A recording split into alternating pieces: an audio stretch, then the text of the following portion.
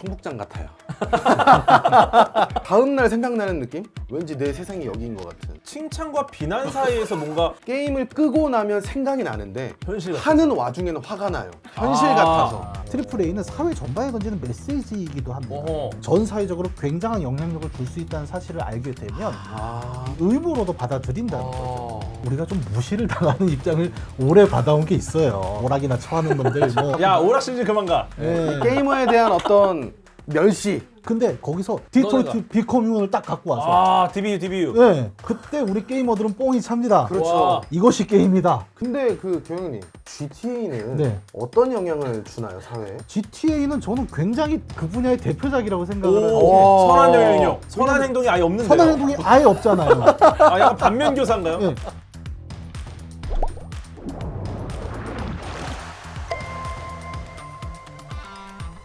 대화를 완성하는 지식 설계자 라플 위클리 딥다이브. 자, 그럼 오늘도 주제 속으로 지금 바로 딥다이브 해볼까요? 고백하자면 사실 저는 진성 게이머입니다. 저는 게임을 너무 좋아해요. 제 인생의 한 절반은 블리자드와 라이엇 게임즈가 키웠습니다. 오늘 우리의 네 번째 다이빙 포인트는 붉은 사막과 트리플 A 게임입니다. 붉은 사막을 통해 트리플 A 게임의 심연을 한번 낱낱이 파헤쳐보겠습니다.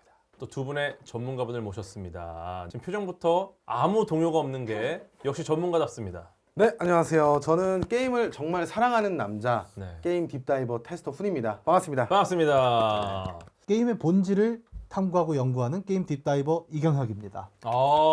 네. 테스토님은 제가 굉장히 또 방송을 많이 봤었는데. 감사합니다. 아니 저는 굉장히 또 귀여운 느낌으로 항상 방송을 봤는데 흉측한가요? 체격이 굉장히 크네요. 너무 체격이 좋으시니까 네, 와, 흉측하고. 너무 듬직하고 네. 제가 흉측하다면 한마디도 안 했는데 너무 귀여우신 건 역시 네네네. 똑같은데. 감사합니다. 고맙습니다. 네, 어쨌든 두 분 오늘 좀 잘 부탁드리겠습니다. 네. 네, 한국 최초로 출시당일 200만 장이 판매됐습니다. 네, 정말 어마어마한 판매량이고요. 2천억 원이 넘는 금액이 투입되면서 모니터 안에 가상 세계를 만들어낸 게임이 등장했죠. 네, 바로 붉은 사막입니다. 네, 펄어비스에서 준비를 많이 했어요. 지금 녹화하고 있는 지금 이 시점이 출시된 직후입니다. 이제 해야지 하는 분들도 굉장히 많을 거고 이미 그 짧은 시간 동안 수십 시간을 플레이하신 분도 계시겠죠. 맞습니다. 네, 온라인상에서 평가가 아주 뜨겁게 갈리고 있습니다. 정말 날 것 그대로의 두 분의 후기가 궁금합니다. 한 20시간 정도 플레이를 했고요. 출시된 네. 거로 보았을 때는 굉장히 빠르게 지금. 네. 처음에 플레이했을 때 아침 7시에 공개가 됐거든요. 제가 아침 6시 반에 알람을 맞추고 거의 정말- 수강 신청. 네, 군대 때 그 아침 구보 뛰듯이 네네네. 그때 일어나가지고 만반의 준비를 하고 시작을 했거든요. 어. 패드로 플레이를 했거든요. 예. 이게 정말 맛이 있죠. 패드의 맛이 없어요. 패드 플레이는 패드만의 맛이 있는데 네. 그 맛이 약간 잘 안 느껴졌다. 네, 조작감에 큰 문제가 좀 있다. 오. 이 키랑 저 키랑 왜 합쳐야 되지? 오. 얘랑 얘랑 왜 만나지? 오작교인가? 약간 이런 생각이 들 정도로 이게 너무 많은 커맨드들이 있다 보니까 예. 그런 것들이 맞물려서 조작감 이슈가 있더라. 근데 네. 그럼에도 불구하고 20시간 했단 말이죠. 청국장 같아요. 네, 약간 다음날 생각나는 느낌? 이걸 끄고 나면 또 네. 생각나요. 왠지 내 세상이 여기인 것 같은. 오, 그래요? 왜냐하면 너무 사실적인 게임이거든요. 예. 예를 들어서 그런 거예요. 우리가 음. 전투를 하다 보면 게임에서 액션 게임에서 음. 공격 키를 누르면 공격을 하잖아요. 그렇죠. 이 게임은 공격 키를 누르면 일단 칼부터 뺍니다. 네. 현실적이다. 그러니까 현실적이죠. 정말 현실적입니다. 그리고 사실 우리가 실제 네. 전쟁에 나가다고 생각해 보세요. 네, 내 몸이 내 몸처럼 안 움직여요. 그렇죠. 주먹질을 하고 싶은데 네. 주먹이 나가겠습니까? 그렇죠. 막 이러겠지. 네. 그거를 반영했네요. 수많은 것들이 반영이 됐습니다. 어. 자, 우리가 길 가다가 폭포를 봤어요. 예. 뭐 폭포하면 지나갈 수 있잖아요. 일반 게임이라면. 네, 일반 게임이라면. 예. 근데 이거는 모든 폭포가 나이아가라 폭포야. 닿기만 하면 날아가요, 캐릭터가. 그래요? 예. 물리 엔진이 어마어마합니다. 와. 내가 벽에 붙어 있는 광석을 캐잖아요. 네. 인벤토리로 들어가는 게 아닙니다. 떨어져요? 정말 떨어져요. 와, 진짜 리얼하다. 예. 그리고 길 가다가 예. 전 메뚜기를 봤거든요. 네. 근데 메뚜기만 있지 않습니다. 곱등이도 있어요. 곱등이도 있어요? 한국 게임 아니랄까봐 정말로? 정말 곱등이가 있습니다. 메뚜기랑 곱등이랑 서식하는 환경이 좀 다를 텐데요. 근데 이제 그 다른 지역마다 있는 거죠. 네. 네. 약간 늪지대나 이런 어두운 데 가면 곱등이가 있고 맞아요. 밝은 데는 메뚜기가 있고. 진해도 있지만 검은 진해도 있어요. 오. 네, 각자 다 다른 서식지에 있는 거죠. 와, 지금 이게 네. 약간 칭찬과 비난 사이에서 뭔가 저도 약간 헷갈리기 시작하는데요. 이게 정말 리얼함을 약간 추구하다 보니까 와, 게임을 끄고 나면 생각이 나는데 현실 같아서. 하는 와중에는 화가 나요. 현실 아, 같아서. 어쨌든 감각이 계속 강력하게 느껴지네요. 네, 내가 거기 있었던 것 같은. 와. 네, 그렇습니다. 평론가님 네. 어떻게 보셨습니까? 저도 뭐 출시하자마자 해봐야 되는 게임이지 않습니까? 얼마나 해보셨어요? 저는 한 15시간 정도 찍힌 것 오. 같은데 저는 키보드를 했어요. 아, 키보드 마우스. 소문을 들었습니다. 패드가 어렵다더라. 그래서 이제 플레이를 했는데 저는 조금 다른 구석에서 굉장히 어려웠던 게 자꾸 나한테 좀 납득 안 가는 걸 시키는 거예요, 게임이. 오. 갑자기 어딜 가서 거지에게 적선을 해라. 아. 오. 근데 팔씨름을 이겨라. 근데 내가 이걸 왜 해야 되는 걸까?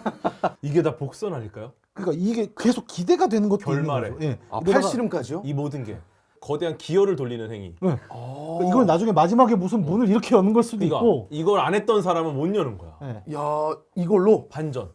맥락이라는 게 있잖아요. 그렇죠, 그렇죠. 그러니까 이 일을 했으면 그 인과로 인해 두 번째 일이 가야 되는데 그게 아니라 튜토리얼 문구로 계속 다음에 가서 이걸 하세요. 하고 나와서 요거는 약간 안 만들거나 덜 만든 느낌이 있네.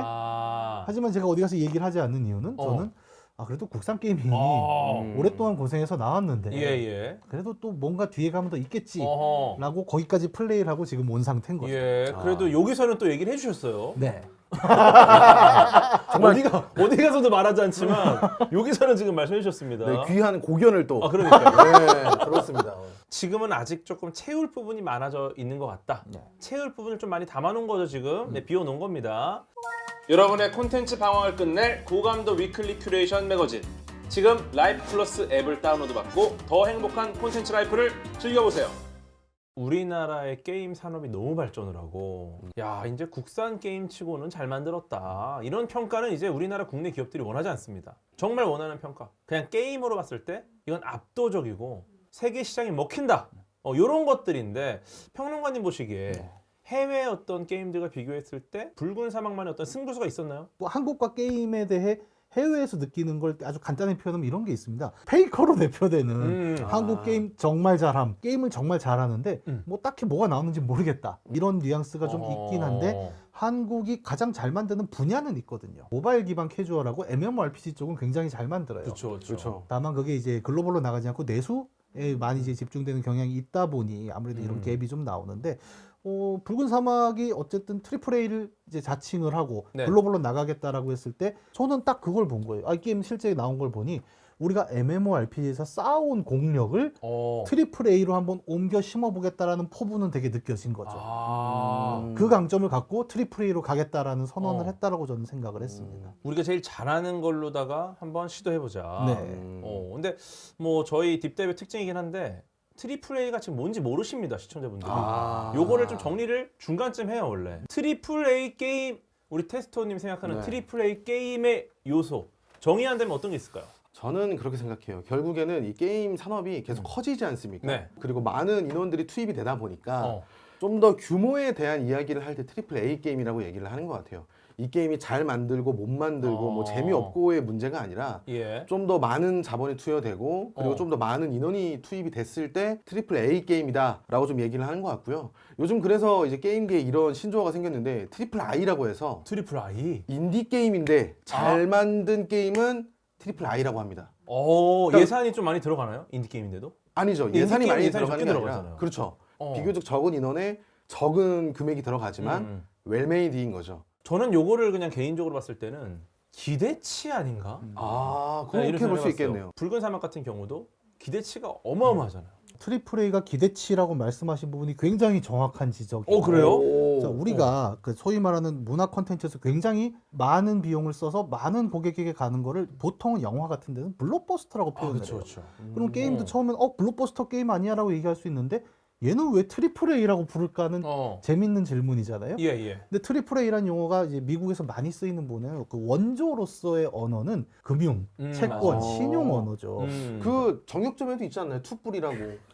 그렇긴 한데 투뿔 게임. 그래서 보통은 이제 그 뉴스에 많이 나오는 게 뭐냐면 국가 신용 등급이 트리플 A로 상향됐습니다. 맞아요. 그러니까 대부분 신용과 채권에서 등급을 매기는 것은 뭐냐면 미래에 대한 기대입니다. 그러니까 그 용어가 이렇게 차용이 되면서 게임 쪽에서는 대규모 자원이 투여된 더 큰 시장을 노리는 게임을 트리플 A 게임이라고 부르는 겁니다. 근데 기대하다 보니까 사람들이 기대를 막 하면서 예를 들어 이제 뭐 이렇게 출시할 거다라는 게 먼저 나온단 말이죠. 맞아요. 그때부터 트리플 A는 티가 나요. 왜냐면 사람들이 난리가 나요. 막 이제 맞아요. 찬양하는 사람들, 기대하는 사람들, 그다음에 또 이제 그거에 대해서 이제 또 반대하는 의견들 막 이러는데 개발하는 입장에서는 잠깐만 이렇게 만들고 있는데 갑자기 예측들을 보니까 이러면 안 될 것 같아.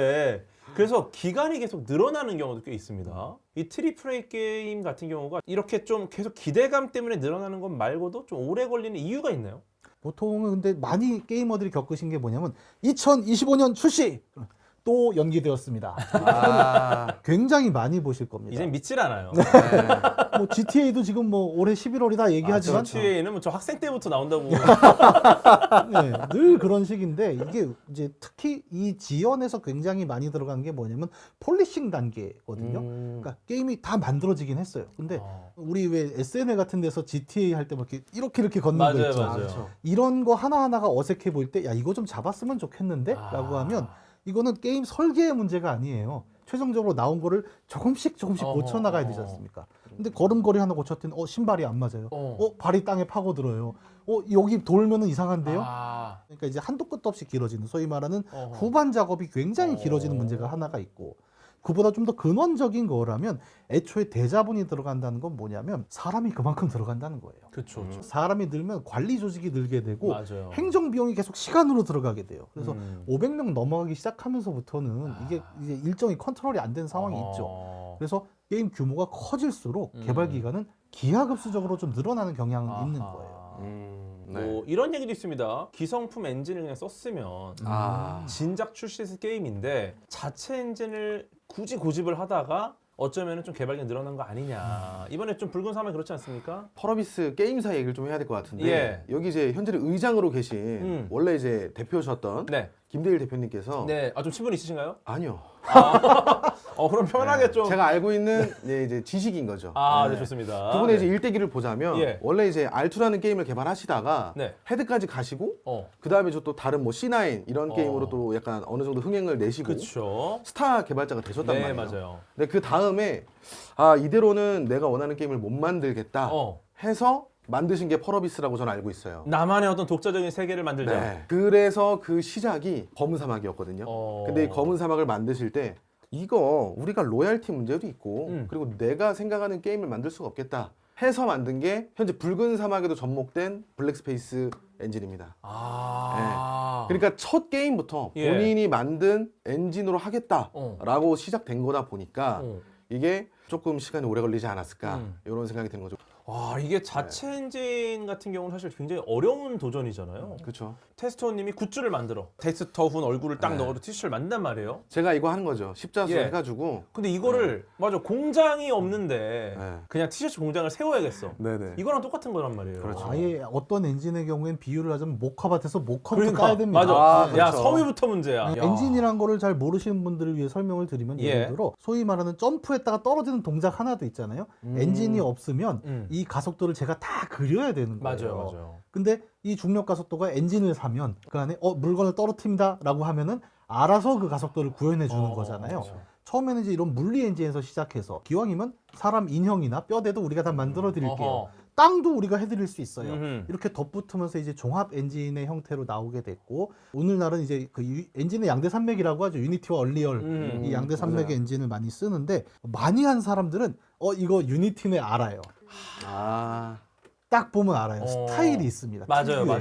아무리 내가 커스터마이징을 해도 뭔가 그 엔진의 스타일 밖으로 넘어가기 어려운 부분이 있단 말이죠. 그렇다면 머릿속에 있는 그걸 그대로 뽑을 수 있는 나만의 엔진이 필요해란 욕심은 누구나 갖고 있는 거죠. 그리고 어떻게 보면 그 욕심을 한번 내고 성공을 시킨다면 첫 번째, 창작자의 만족. 두 번째, 로열티를 내지 않는다는 경제적인 만족. 이 두 개가 동시에 작동을 하니까 누구나 갖고 싶은 게 자체 엔진이긴 합니다만 비싸죠. 그렇죠. 개발을 다 해야 되는 거고. 일일이 다 해야 되는 거예요. 그리고 또 다르게 이야기를 하자면 예전에는 뭐 언리얼 엔진을 썼다. 뭐 이런 것들이 그 게임의 어떤 신뢰였어요. 예를 들어 야 언리얼을 썼단 말이야. 기가 막히겠구나. 근데 이것을 자체 개발 블랙스페이스를 만들어 가지고 했다라는 거. 실제로 이제 플레이에서 봤을 때 이제 물체와의 상호 작용이나 뭐 네. 환경 변화나 액션이나 뭐 마법이나 뭐 이런 것들 네. 어땠습니까 느낌이? 일단은 제가 게임 유튜버 치고는 네. 게임 크리에이터 치고는 컴퓨터 사양이 그렇게 아, 슈퍼컴퓨터는 아닙니다. 그런데 울트라가 돌아갑니다. 최적화가 잘 돼 있다는 거예요. 야, 근데 이게 네. 자체 개발 엔진은 네. 제일 어려운 게 최적화예요. 맞아요. 사실은. 왜냐면 이게 모든 것들을 다 안정화를 시켰다라는 거거든. 그렇죠. 야, 그래서 이거는 굉장한 장점이네요. 제가 그래서 게임하면서 놀란 게 앞에도 말씀드렸지만 동식물이 살아가는데 어. 렉이 없다는 거죠.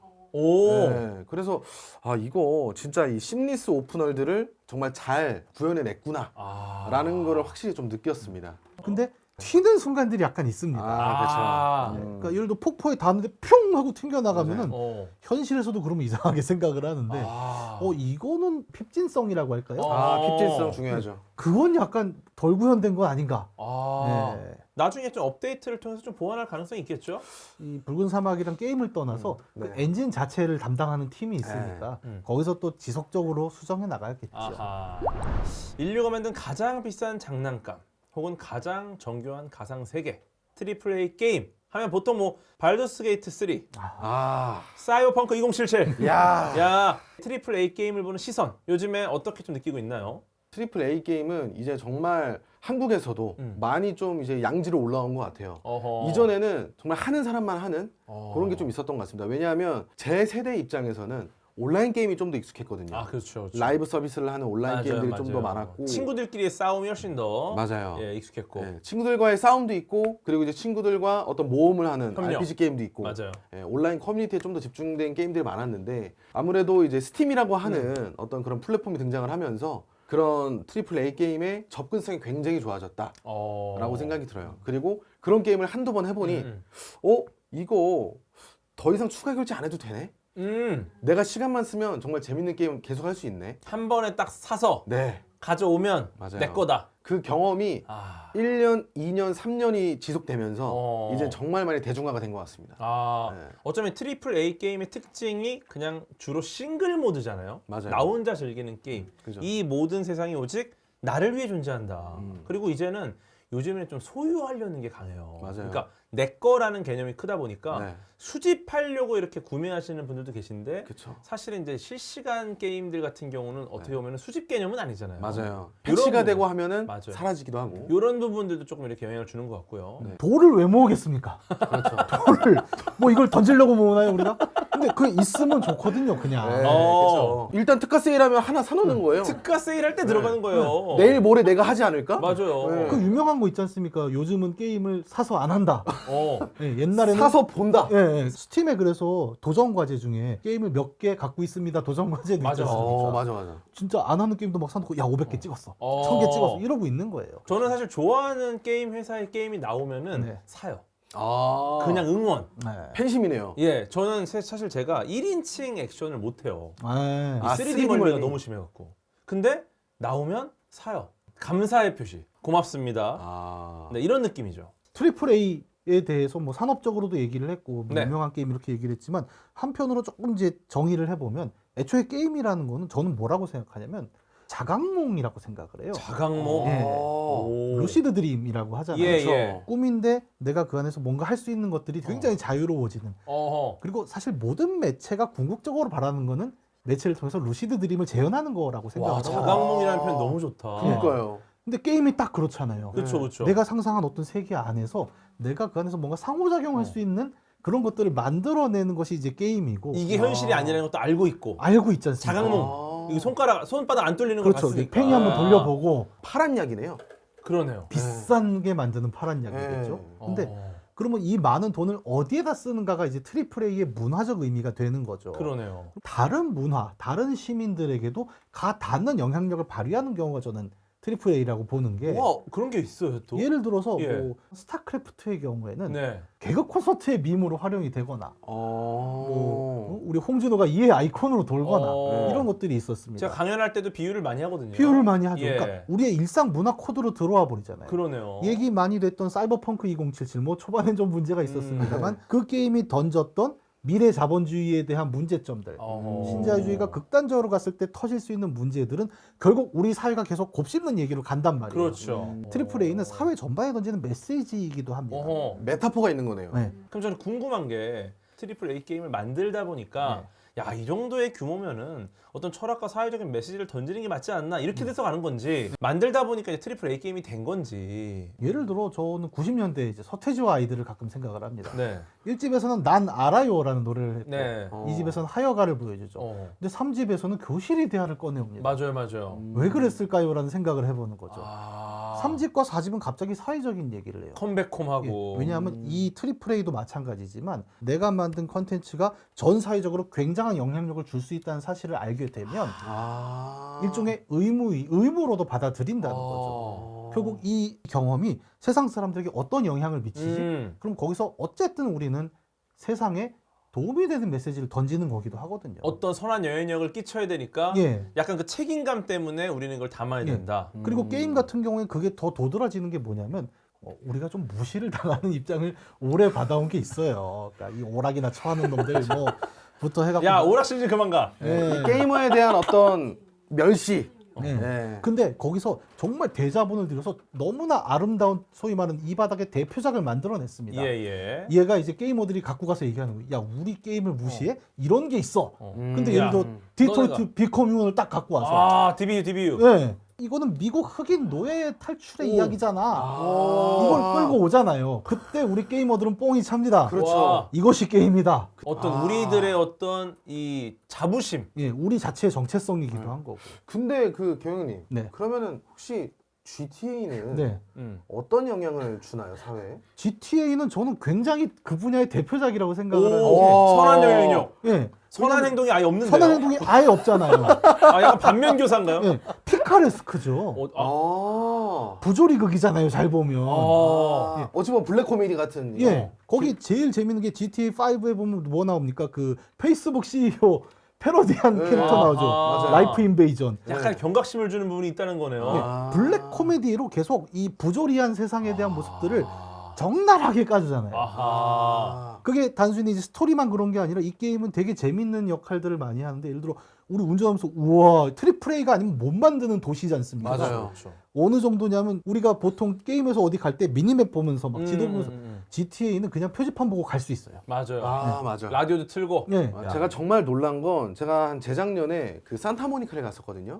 근데 GTA 설정 중에 산타모니카를 배경으로 했던 곳이 있어요. 그러니까 돈 따서 만든. 비슷하더라고요. 와. 이 게임 되게 재밌는 게 뭐냐면 그 수많은 도시의 건물들 중에 우리가 들어갈 수 있는 건물이 거의 없어요. 맞아요. 근데 우리는 그걸 되게 당연하게 원래 그런 거야라고 받아들이잖아요. 그치. 그럼 도시라는 게 우리의 것이냐라는 질문이 나오는 거예요. 와.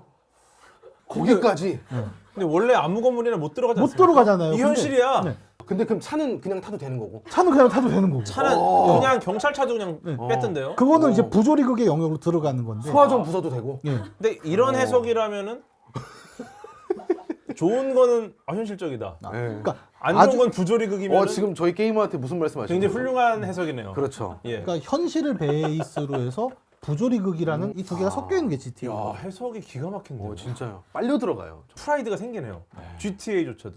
GTA는 저는 훌륭한 게임이라고 생각하기 때문에. 갓게임이죠. 이제 궤도님 철학이 보이지 않습니까? 네. 철학이 보이죠? 보여요. 그럼 된 겁니다. 부조리극. 그리고 지나가는 행인을 빠따로 쳐서는 안 된다. 그렇죠. 왜냐? 빠따로 치거든요. 부조리극. 그럼 경찰이 온다. GTA가 근데 선은 지켜요. 선 지켜요. 바로 감옥 가요. 잘 보시면 맞아요. 이 게임에 아이가 없습니다. 맞네. 유모차 한 대도 없어요. 혹시나 모를 그런 이 폭력 상황을 대비해서 아이들은 피신을 시켰군요. 그러니까 아까 얘기한 대로 현실의 재현이지만 그 위에 얻는 부조리 픽션이라는 게 맞아요. 이런 절제 안에서 만들어지는 거죠.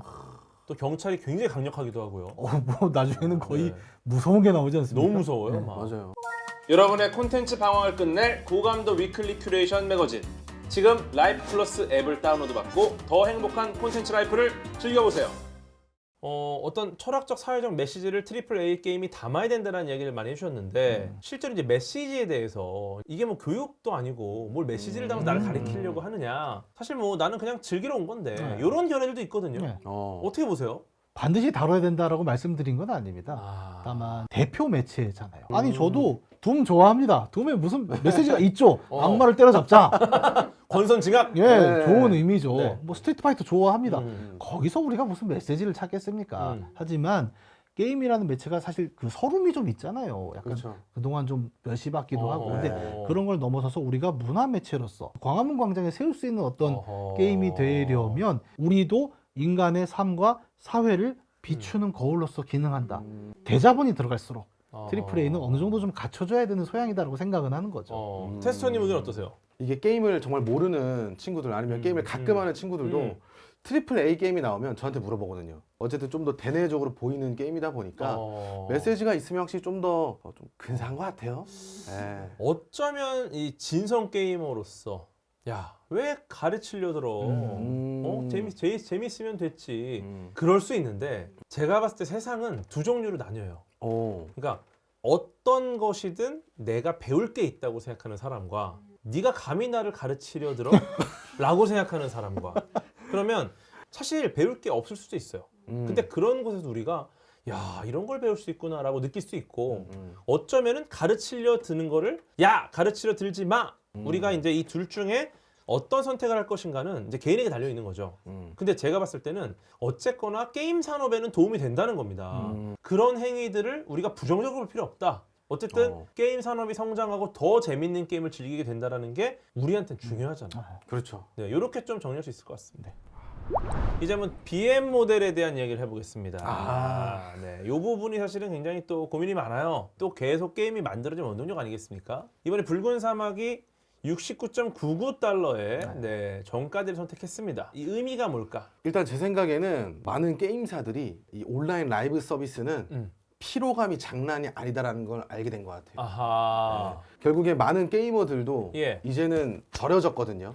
이런 맹독성 과금이라든지 맹독성 과금이라고 네, 하면은 맹독성. 강력한 과금. 네, 강력한 지속적이면서 안정적인 강력한 과금. 결국 무료로 아하. 오픈을 해놓고 여기서 장사를 한단 말이죠. 네. 당신 가방이 이쯤 되면 필요해질 거야.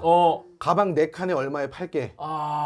이쯤 되면 물약이 필요할 텐데 좀 더 좋은 물약 내가 이거에 팔게. 이렇게 가다 보니 지금은 이제 모바일 가차가 정말 많아졌잖아요. 많아졌죠. 예, 가차 게임이 많은데 근데 이런 게임들이 계속 지속되면 유저들이 들고 일어난다는 걸 알게 되다 보니까 이제 게임사들도 좋은 게임 하나 만들어서 보여드리고 그다음 또 차기작 준비하고 요런 거를 좀 보여주려는 모먼트인 것 같아요. 약간 이런 이야기를 많이 들었어요. 게이머분들이 한국 게임은 무조건 뽑기다. 가차에 너무 의존을 한다. 근데 물론 이것 자체를 나쁘게 보지는 않습니다. 이게 비즈니스 모델을 잘 설계를 한 거예요. 그리고 정말 뽑고 싶게 만들어 놨고요. 이번 주 금요일 날 뽑는다. 그럼 월요일부터 도파민이 나오고 있는 거예요. 약간 로또 기다리듯이. 예, 계속 기다리는 거야. 야, 금요일 날 뭐가 나올까? 머릿속에서는 막 난리가 나. 그리고 금요일 날 딱 뽑는 순간 도파민이 최대치를 딱 찍었다가 떨어지는 거거든요. 근데 문제는 대부분의 어떤 이 비즈니스 모델이 이 뽑기를 통한 결제 모델에 너무 집중돼 있다라는 얘기가 많습니다. 저는 이렇게 된 게 물론 모두 100% 게이머들의 문제는 아니었지만 정말 과거로 돌아가면 이 불법 복제 문제가 좀 있었잖아요. 이 부분도 또 우리가 넘어갈 수는 없죠. 왜냐면 이제 저도 그 어떤 맞아요. 그 시대를 살아왔다 보니 맞아요. PC방 가도 실제로 사장님이 그걸 쓰시는 경우가 많았기 때문에 사장님이 앞장서는 경우도 있습니다. 여기 뒤에 사장님 뒤에 이제 그 게임 패키지들이 쫙 있는데 그게 그냥 박스만 있는 경우가 많았어요. 맞아요. 사실 한국도 예전에는 게임 르네상스 시대가 있었잖아요. 있었죠. 정말 다양한 콘솔 게임들이 나오고 대작이라고 할 수 있을 만한 게임들이 있었는데 다 사라졌고 어떻게 보면 게임사들의 어떤 생존 방식으로 온라인 게임이 나오고 그리고 그 다음에 이제 월정액에서 그 다음에 이제 이런 부분 유료화가 나온 건데 어떻게 보면 좀 안타깝죠. 이렇게 좀 발전이 된 게 너무 안타깝고 어쩔 수가 없었던 게 궤도님은 아마 아시겠지만 이제 옛날에 그 한국 게임 중에 어스토니시아 스토리. 어스토니시아 스토리는 진짜 신입니다. 제가 가장 좋아하던 게임 회사가 손놀이에요. 손놀이에 나오는 게임을 다 샀습니다. 손놀이가 소위 말하는 지금 트리플 A 형식의 그러니까 싱글 플레이 게임들을 엄청 냈지만 우리가 이렇게 감동할 정도로 성과도 좋았잖아요. 어마어마했죠. 그래서 그 손놀이는 지금 뭘 하고 있습니까? 수원이 좀 놀고 있대요. 이게 포인트인 거죠.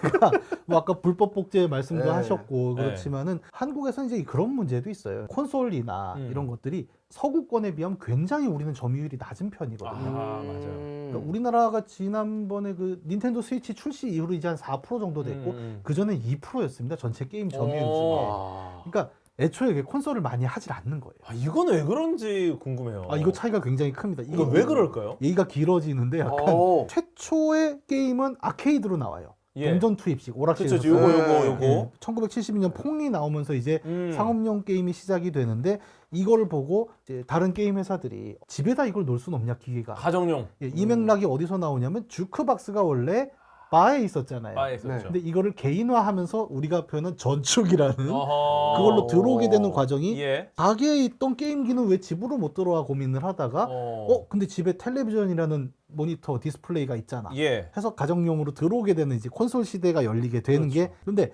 한국에는 이게 문화적 의미로 약간 멈추게 되는 게 있는 게 어. 디 오락기를 집에다 놓는다고? 아. 저도 이게 제일 큰 문제였어요. 저는 집에 게임기가 없었습니다. 왜냐면은 컴퓨터는 부모님이 공부하는 기계. 공부용이에요. 그쵸. 근데 오락기는 얘는 그냥 대놓고 쉽게 말해서 죄수가 죄수복을 입고 다니는 거야. 나 죄인입니다. 이거 아니야. 근데 컴퓨터는 달랐어요. 적어도 죄수가 정장을 입고 나온 겁니다. 아니 우리 컴퓨터 사서 뭐 합니까? 게임해요. 그렇죠.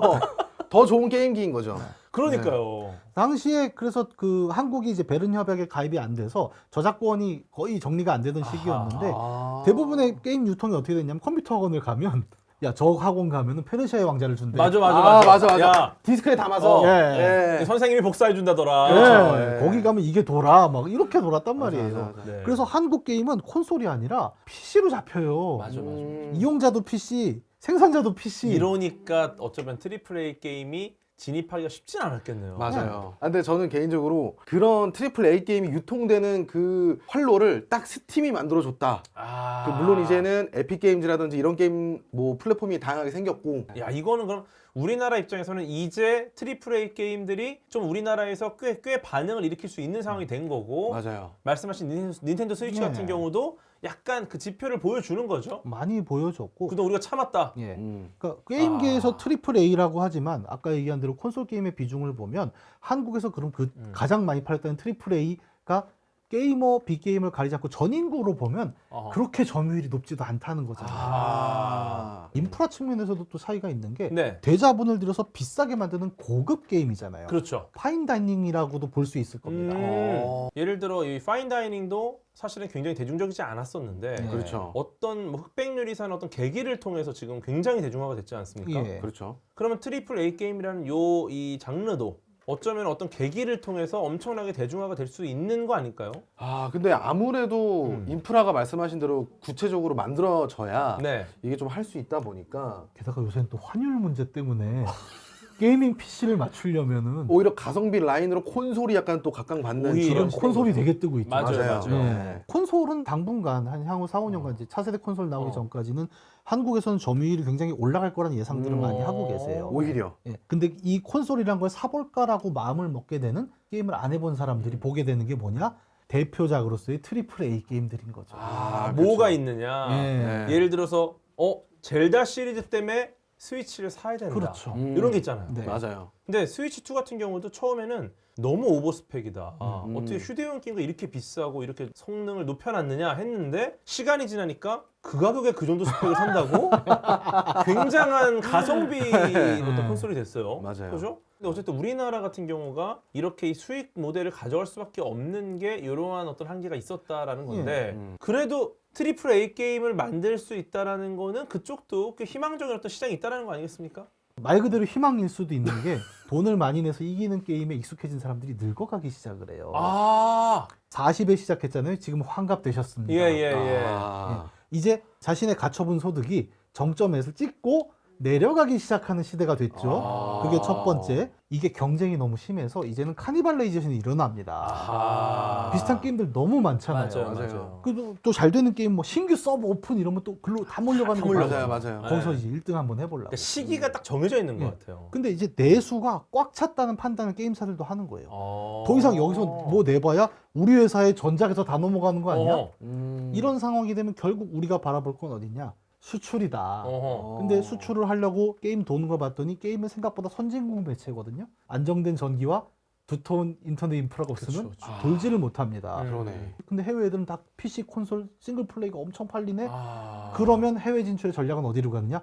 우리도 트리플 A다. 근데 이게 말 그대로 트리플 A, 블록버스터가 아니라 트리플 A라는 명칭이 그래서 이슈가 되는 거죠. 그 결과를 높은 확률로 장담할 수 있느냐에 대해서는 맞아요. 얘기하기 어렵다는 겁니다. 맞아요. 실제로 이제 뭐 사이버펑크 2077이라든지 뭐 스타필드 같이 어마어마한 예산을 쏟아 부었는데 시간을 들였는데 비판받은 사례가 있습니다. CDPR이라는 회사는 대한민국의 한화 같은 곳이에요. 네, 거의 국민 기업. 그래서 대통령이 해외에서 귀빈이 오잖아요.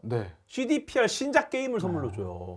이 정도로 권위가 있는 게임이 한국도 그때 아마 대통령 방문했을 때 위쳐 3를 받았던 걸로 기억해요. 그러니까요. 물론 이제 저 같은 경우도 이제 사이버펑크 2077을 너무너무 기대했던 사람이었고 이것 때문에 또 준비도 많이 했었고 실제로 사이버펑크 2077이라는 게임이 그 라디오 쇼에 진행을 했어요, 제가. 그러니까 굉장히 기대하고 있었단 말이죠. 그러고 보니까 목소리가 그거랑 비슷한 것 같아요. 아, 그래요? 나이트 시티 그거랑 너무 나이스 시티.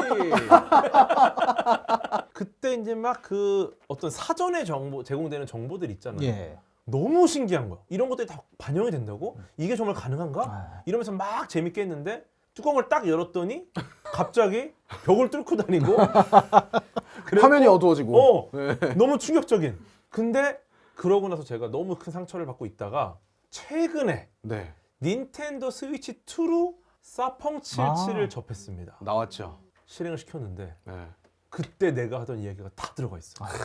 그리고 버그도 없고 너무 깔끔하고 최적화가 너무 잘 돼 있고 맞아요. 그리고 정말 모든 건물 다 들어갑니다. 들어가서 엘리베이터를 누르고 올라가요. 정말 현실 같은 거야. 너무 놀랐어요. 거기선 도시가 내 거네요. 네, 정말 도시가 내 거예요. 근데 이렇게까지 계속되는 업데이트로 마무리를 정말 잘한 곳이 CDPR이라는 회사인데 어떻게 보면은 생각보다 이게 좀 잘 안 돼갖고 오류가 많고 이러는데 출시할 수밖에 없었던 그런 이유도 있지 않습니까? 왜 그렇다고 보세요? 이게 일례로 사이버펑크 2077이 출시가 한 번 연기 더 됐었거든요. 맞아요. 그 직전에 그 SNS에 글을 올렸었는데 짤로 올렸었어요. 그 짤이 치즈분수였습니다. 제 치즈분수. 본인들의 상황이 이렇다. 정말로 그게 좀 화제가 됐어요. 우리가 정말 최악의 상황을 표현하는 그 밈이거든요. 네, 맞아요.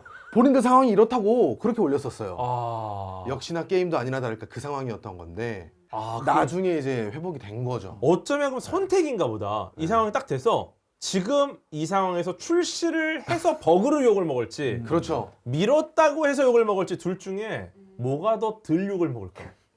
이런 상황이에요. 그러니까 결국 그 시점, 출시 시점이란 건 뭐냐면 그 직전까지는 돈을 쓰는 시점이고 출시 이후부터는 버는 시점이거든요. 그러니까 어닝 시즌을 언제로 잡을 것인가가 굉장히 중요한 문제인데 개발비가 누적돼서 적자로 막 쌓이고 있는 상황에서는 당연히 투자자들에게 압박이 오기도 하잖아요. 내가 장인 정신으로는 도저히 지금 오픈할 수 없는데 붙잡는 여기까지 왔는데 어쩌나 그런 상황도 맞이할 수 있는 거니까요. 이게 도자기를 빚다가 덜 됐는데 사장님이 빨리 내보내라는 거죠. 일단 구워. 그럼 이거 빚고 있는 와중에 파는 거예요. 일단 잠시만 기다리세요. 이렇게. 근데 이게 우리나라도 예전에 손놀이가 표 같은 싸가를 급하게 출시했다가 벽 뚫고 물 뚫고 막 가고 이랬거든요. 근데 이게 정말 기한을 딱 지켜서 나오는 경우도 있어요. 정말 트리플 A 게임이 이날 출시하겠다. 출시 이야 갓겜 이런 경우도 있습니까? 기억나지 않습니다. 네, 개인적으로 게임 자체로 스토리를 제외하고 게임만 봤을 때 크게 문제 없었던 건 라오어 2도 그렇지 않나요? 라오어 2는 뭐 다른 스토리가 문제가 좀 문제였죠. 있었죠. 골프채로 많이 휘둘렀던 경험이 그렇죠, 또. 그렇죠. 예. 뭐 그런 경우가 좀 있긴 한데. 근데 대신에 이제 그 라오어 2 같은 경우는 제작 과정에서 네. 그 지나친 크런치와 아, 그렇죠. 사람을 갈아넣는 문제, 네, 그러니까 일정의 그러네요. 모든 걸 맞추기 위해서 맞아요. 그게 또 이슈가 된 적은 있었어요. 득과실이 있는 것 같아요. 야, 그러니까 어쩌면 트리플 A 게임에 대한 우리 기대감이 높듯이 네. 어느 정도는 연기가 돼도 수용하는 입장도 있는 것 같아요. 그죠? 그만큼의 기대감이니까 얘네가 야 기대치에 맞추려고 이러겠지라는 것도 있을 것 같고. 네. 그럼 좀 궁금한 게 네. 그 두 분이 꼽으시는 진정한 트리플 A 게임 뭐가 있으세요? 한국인가요, 글로벌인가요? 아 그냥 떠오르는 거. 그냥 내 인생에서 야 이건 정말 갓게임, 트리플 A 게임 중에도 갓게임이다. 위쳐 3가 생각이 나요. 위쳐 3. 위쳐 3도 정말 저는 제일 놀랬던 게 내 행동에 따라서 사람들이 나를 대하는 게 달라지잖아요. 네. 평판이라는 게 있어가지고 네. 착한 일을 많이 하면 다들 좀 존경하는 느낌으로 오고 나쁜 짓을 하면은 굉장히 좀 안 좋게 보는 이런 실제 사회 같잖아요. 네. 이게 너무 신기하더라고요. 여러 트리플 A 중에서도 위쳐는 되게 우리가 그걸 보여줄게. 게임으로 보여줄 수 있는 특징이 뭔지 보여줄게를 선언한 게임이라고 저는 맞아요, 생각을 했는데 가장 대표적인 게 뭐냐면 퀘스트들을 해보면 뭘 해도 기분이 나쁩니다. 현실이네요. 네. 그러니까 우리가 되게 게임에도 클리셰가 있어요. 예, 대부분의 예, 예. 게임들을 보면 좋은 것을 하면 좋은 결과, 그렇죠. 나쁜 것을 하면 나쁜 결과. 근데 맞아요. 위쳐가 그걸 비틀어 버리잖아요. 어, 야, 게임이 왜 꼭 그래야 되는데? 어. 뭘 골라도 넌 망할 거야. 아하. 뭘 골라도 씁쓸하게 만들잖아요. 맞아요. 그거를 계속 플레이어한테 주입시킴으로써 이 세계가 그 되게 어두운 중세 판타지 세계잖아요. 곧 멸망할 것 같은 세계를 보여주잖아요. 직접 경험으로. 예. 근데 그거를 그냥 규칙만 보여주면은 뭐 선택하시겠습니까? 이게 아니라 시시각각으로 변하는 계절과 그 위쳐 보면은 날짜 바뀔 때마다 해 뜨는 위치 옮겨지는 거 아세요? 그래요. 그 그게 정도까지. 동지, 하지, 춘분이 와. 달라요. 지구의 공전까지. 예, 그걸 다 와. 매겨놨어요. 우주네요, 우주 네, 거기가. 그러니까요. 그 정도의 와. 세계를 설계한 속에서 규칙과 과정과 상호작용으로 이 세계의 암울함을 표현하니까 저는 트리플 A는 이것이다. 게임만의 특징으로 세계를 설명해낼 수 있는 이것이다라고 하나 꼽을 수 있겠습니다. 다른 컨텐츠가 절대 할 수 없는 거예요. 그렇죠. 왜냐면 네. 주인공이 돼본다라는 거는 애가 아무리 감정이입을 해도 안 되는 거거든요. 영화를 보건 드라마를 보건 내가 그 주인공이면 어떨까라는 생각을 하는 거지. 맞아요. 근데 게임은 내가 직접 당사자가 되니까. 네. 사실은 제가 생각하는 가장 갓겜은 사이버펑크 2077입니다. 오. 이게 위쳐 3에서 시작됐어요. 저는. 그렇죠. 야 이걸 만든 회사라면 네. 이거 되겠다. 이 게임사라면. 네, 정말로 게임 안에 나오는 광고판들 있잖아요. 네. 광고를 만드는 마케터나 이런 분들이 직접 광고를 디자인하셨대요. 오. 그러니까 게임 속 광고가 현실처럼 광고를 만드는 분들이 광고 회사에서 만든 거야. 이걸 보고 너무 놀랐는데 저는 그래서 그 기대감이 옮겨왔기 때문에 저도 그리고 또 그 기대감을 충족시켰어요. 최근에 해보니까. 그럼 우리 테스터님은 어떠세요? 네. 어떤 게 정말 갓게임이었습니까? 저는 후보가 머릿속에 좀 많았거든요. 말씀하시는 동안 생각을 해봤는데 아무래도 엘든링이지 않을까. 일단은 뭐 레벨 디자인이 말이 안 되거든요. 물론 너무 어려운 게임이지만 레벨 디자인이 정교하게 짜여져 있어서 예를 들어서 내가 어느 지역을 갔는데 이 게임은 뭔가를 막아서지 않습니다. 어느 지역을 감에 있어서. 가봐 죽어 그냥. 근데 넌 죽을 거야. 가서 근데 죽어라. 이 게임은 죽음이 그렇게 스트레스로 와닿지 않는다는 거죠. 애초에 너무 많이 죽으니까. 네. 죽으면은 근데 뭐 경험치 좀 잃고 근데 장비도 잃고. 그렇죠. 게임과 현실의 차이는 죽어도 괜찮다는 거잖아요. 그리고 그 죽음에서 결국엔 나는 더 성장을 한다. 맞아요. 이게 좀 재미로 와닿아서 언젠간 깰 것이다. 그리고 그게 도달했을 때 어떤 희열을 겪는지 우리는 다 알고 있는 거예요. 맞죠. 사실 이제 세 명 다 약간 글로벌 게임이네요, 그죠? 어쩌면은 이게 한국에서는 이런 어떤 트리플 A 게임 중에 우리가 명작이라 꼽을 만한 게 몇 개 없다라는 조금 아쉬움이 좀 있습니다. 요거는 우리가 어떻게 좀 돌파할 만한 좀 출구가 있나요? 저는 개인적으로 생각했을 때 네. 한국은 충분히 가능성이 있다고 생각이 들어요. 왜냐하면 어쨌든 만들어 왔었고 예. 그리고 이 게임들을 어쨌든 이 트리플 A 게임으로 만들어서 성공시킨 사례가 몇 개 있잖아요. 있죠. 피해 거짓이라든지 맞아요. 뭐 스텔라 블레이드 그리고 이제 붉은 사막도 어쨌든 많은 반향을 일으키고 있으니까 이런 과정들이 있어서 저는 앞으로가 좀 기대가 됩니다. 충분히. 지금 말씀하신 뭐 붉은 사막 같은 경우도 조작감의 어떤 이슈가 있다면 네. 이거 충분히 업데이트 가능한 겁니다. 그죠? 해주겠죠. 소프트웨어적인 어떤 딜레이이기 때문에 네. 충분히 가능하고 일단 최적화라는 가장 난이도 높은 것을 넘어갔다는 점에서는 조금 희망적으로 보는 분들 많이 계시고요. 그렇죠. 그리고 네. 이제 트리플 A 게임뿐만 아니라 한국 게임이 전 세계적으로 뭔가 반향을 일으켰냐 했을 때는 배틀그라운드라는 굉장히 좋은 선례가 있단 말이죠. 그렇죠. 그러다 보니까 저는 앞으로 트리플 A 게임으로도 충분히 가능성이 있다라고 생각을 합니다. 배틀그라운드 트리플 A 느낌으로 나올 수 있을까요? 만들어 주면 좋겠네요. 재밌을 것 같은데. 똑똑한 이미 AI와 해봤으니까. 그쵸 100대 1을 하고 99대 1을 하고 자본의 의미로 한정한다면 배틀그라운드 트리플 A이긴 해요. 그렇긴 하네요. 그죠. 근데 이제 우리가 지금 쓰는 용어는 싱글 플레이 기반의 풀프라이스 패키지로 한정을 한다면 저는 조금 쓴소리를 해야겠지요. 도움이 되려면 쓴소리를 해야 되는데 달거든요, 테스터님께. 네. 제 의견은 들어가지 예, 않았습니다. 조금 쓴 거 가보겠습니다. 아니 뭐 어차피 예. 뭐 난 할 얘기 안 해 다 한 거 같은데 망했지 뭐 이번 아까 판은. 어디에서 살 수 없는 얘기를 여기서 하셨어요. 그렇죠. 아니 뭐 이게 발전적인 이야기라고 그럼요. 생각을 하는데 한국은 기술적으로는 되게 완성된 게임 기업들이라고 저는 생각을 해요. 그러니까 예를 들어 배틀그라운드 처음 나왔을 때 그 전 베타를 해보고 제가 뭐라 그랬냐면 아니 왜 이렇게 할 수 있는데 안 했어? 그걸 처음에 했었거든요. 우리는 기술은 있어요. 근데 되게 안타깝게도 텍스트와 컨텐츠 맥락에 대해서 투자가 없다라는 생각을 많이 합니다. 그러니까 되게 뭘 잘 만들 수 있는 기술을 갖고 있는데 이걸로 뭘 만들 거야를 대답하지 못하는 게 저는 한국이 대표적인 트리플 A를 만들지 못한 되게 핵심적인 아픔이라고 생각을 하거든요. 그러니까 이제는 우리는 선진국이잖아요. 더 이상 외국의 하청을 받아서 뭘 만드는 위치는 아니거든요. 이제는 많이 올라갔죠. 예. 그렇다면 네. 우리가 해야 될 거는 이 헤드에서 나오는 아이디어예요. 아하. 하루아침에 구축되는 건 아니에요. 우리 그 얘기 많이 하잖아요. 재미있는 얘기를 만들기 위해서는 되게 우리 사회 전반이 두터운 인문학적 베이스가 필요하고 그게 소설이든 만화든 뭐 설화든 그런 것들을 발굴해서 이제 게임을 만들고 싶은 젊은 친구들에게 예. 교양으로 쌓아줘야 되고 그것이 또 토의가 돼야 되고 많은 돈을 들여서 만드는 트리플 A라면은 그 기반은 거기 있어야 된다고 저는 보는 거예요. 무슨 이야기를 할 것인가 야. 그 이야기는 세계적으로 얼마나 설득력을 얻을 것인가가 지금 한국이 아직 끼워 맞추지 못한 트리플 A의 마지막 열쇠라고 저는 생각을 합니다.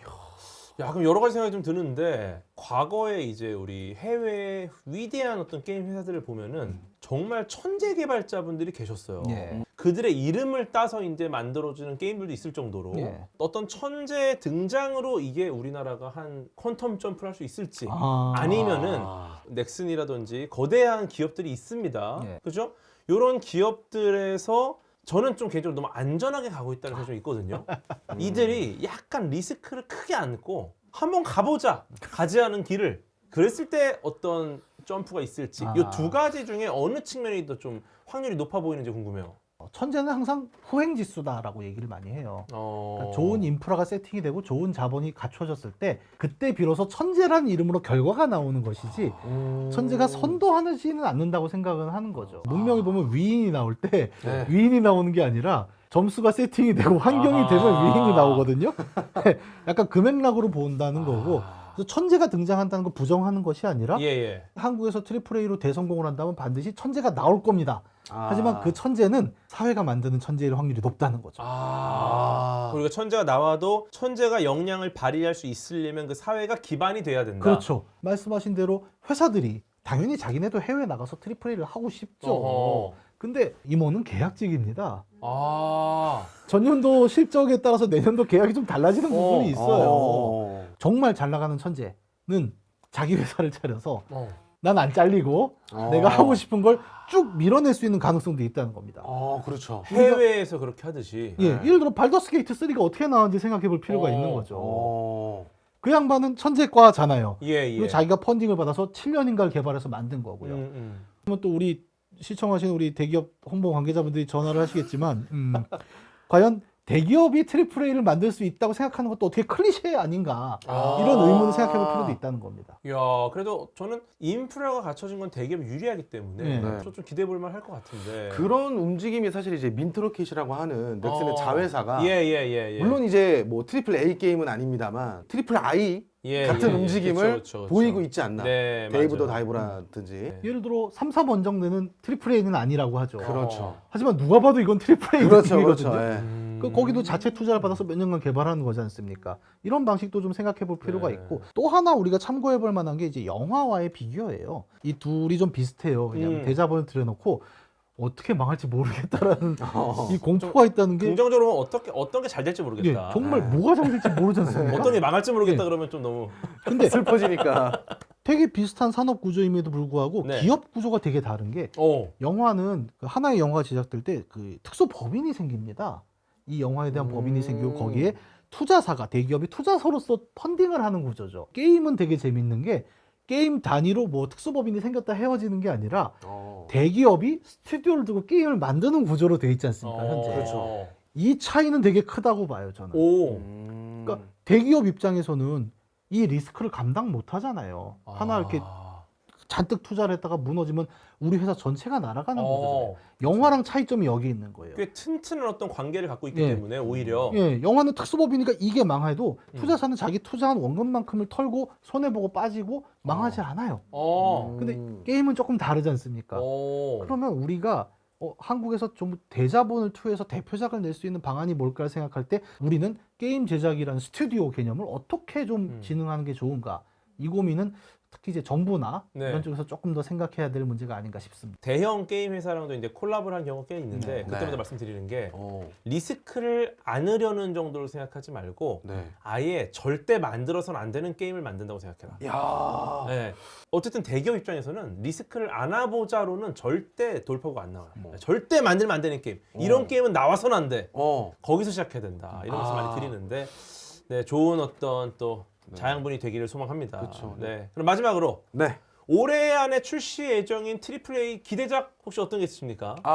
예. 올해 안에 출시가 될지는 모르겠으나. 이것도 트리플 A이기 때문에 예. 올해 안 나올 수 있어요. 아니 여러 번 뒤로 빠꾸 했어요. GTA 6 아닙니까? 네, 맞아요. 이건 사실 내년도 아닐 수도 있어요. 맞아요. 언젠진 기약할 수 없으나. 예. 근데 올해 나올 수도 있죠 또. 왜냐면 제가 그 사전 마케팅 같이 이렇게 협업을 했었거든요. 그몇 년 전이죠? 작년 말이었나 그랬을 거예요. 오? 그때는 희망적인데요? 올해 초였어요. 올해 초 출시합니다. 였는데요. 근데 약간 거짓말을 한 상황이 돼버렸네요. 네, 그래서 오. 영상 댓글에 제가 네. 지연됐다네요. 이것도 트리플 A 마케팅. 왜냐 기대감을 마케팅 모은다. 했는데도 지연될 수 있다. 그러니까요. 제가 신선한 경험을 해가지고. 예. 저도 그때 락스타 모자가 왔거든요. 모자를 왜 줬지? 왜 마케팅을 해놓고 지금 출시를. 모자를 줬는데 아. GT6는 나오질 않아. 예, 좋습니다. 네, 오늘 깊이 있게 다이빙해 주신 이경혁 평론가님, 테스터훈님께도 소감을 한 말씀 부탁드리겠습니다. 이런 자리를 그냥 비방으로도 하고 싶을 정도로 오호. 예, 또 편안하게 했습니다. 정말 재밌었습니다. 자각몽이라는 표현을 살짝 했었죠. 그러면 그 자각몽에 우리는 어떤 메시지를 넣었을 때 가장 재밌고 가장 의미 있는 시간을 보내게 될 것인가? 결국 저는 트리플 A의 가장 핵심적인 질문은 거기 있다고 생각을 해요. 제 소감은 이렇습니다. 아이, 고맙습니다. 네. 어쨌든 게임은 재밌습니다. 네. 앞으로도 신나게 즐기시죠. 좋습니다. 네. 대화를 완성하는 지식 설계자 라플리클리 딥다이브. 저 궤도와 함께 이 흥미진진한 다이브를 계속 즐기시고 싶다면 네, 구독, 좋아요, 알림 설정 꼭 부탁드립니다. 고맙습니다.